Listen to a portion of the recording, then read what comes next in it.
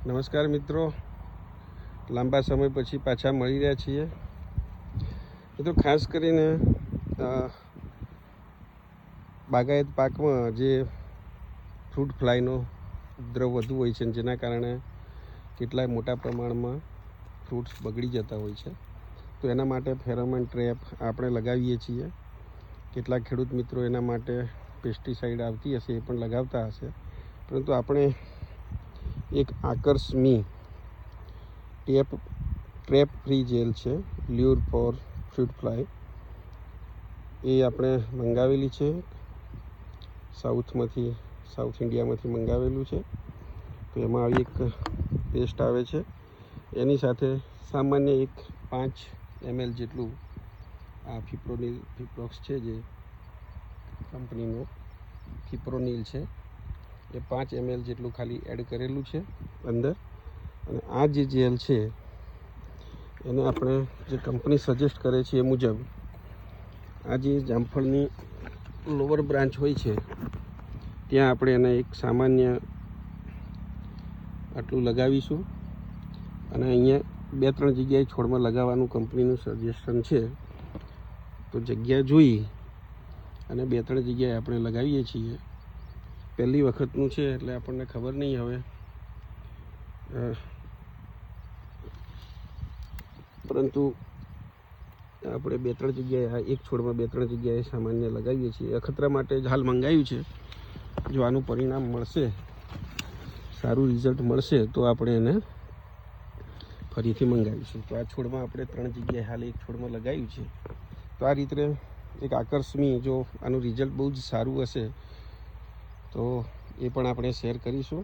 ખેડૂત મિત્રો માટે બહુ ઉપયોગી થશે. તમે ડબ્બો પકડ.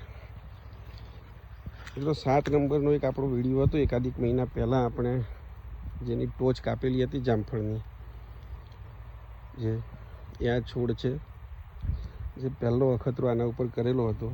જોઈ શકાય છે એનું રિઝલ્ટ.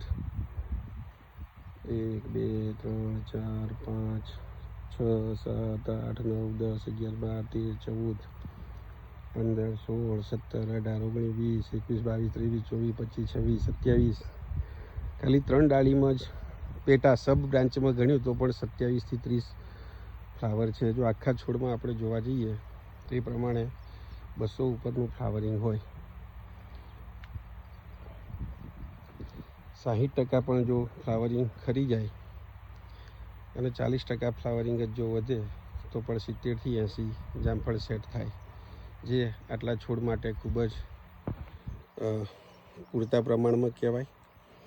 તો મિત્રો, આ એક્સપેરિમેન્ટ જે કરેલો છે જોઈ શકો છો, દરેક બ્રાન્ચીસ ઉપર એટલા ને એટલા જ ફ્લાવરિંગ આવેલું છે. દરેક કોઈ પણ સાઈડમાં આપણે જઈએ જ્યાંથી પણ કટિંગ કરેલું છે ત્યાંથી તમામ જગ્યાએથી ફ્લાવરિંગ જોઈ શકાય છે.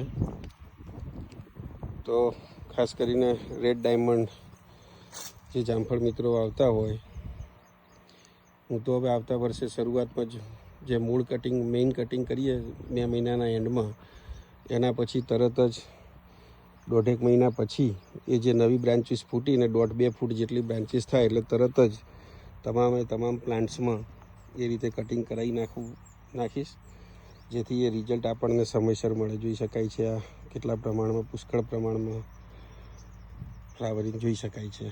તો થેન્ક યુ મિત્રો. આ એક નવી પ્રોડક્ટ મારા ધ્યાનમાં આવેલી હતી અને સસ્તી છે, કોઈ મોંઘી પણ નથી. જો આનું રિઝલ્ટ આપણને મળશે તો પછી એક ક્રાંતિકારી શોધ કહેવાય.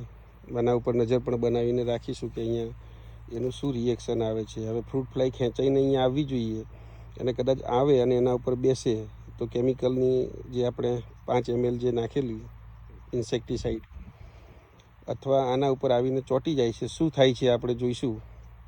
તો એ પણ રિઝલ્ટ શેર કરીશું.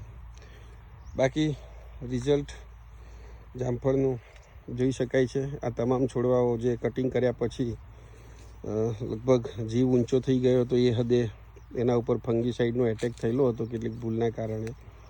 પરંતુ અત્યારે હવે જોઈ શકો છો કે તમામ પ્લાન્ટ છે એકદમ તંદુરસ્ત, હેલ્ધી.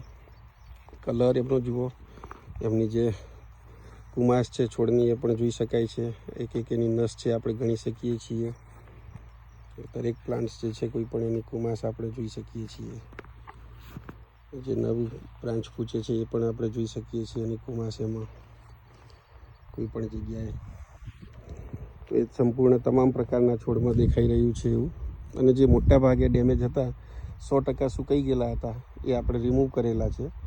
પરંતુ જે 75% સુધીની અસર થયેલી હતી એ છોડ પણ રિકવર થઈ અને અત્યારે સરસ થયા છે. તો મિત્રો, ઓર્ગેનિકમાં, બોટેનિકલ પ્રોડક્ટ્સમાં ભરોસો રાખીએ અને એનો ધીમે ધીમે એના ઉપયોગ તરફ વળીએ, એ જ સૌ મિત્રોને વિનંતી.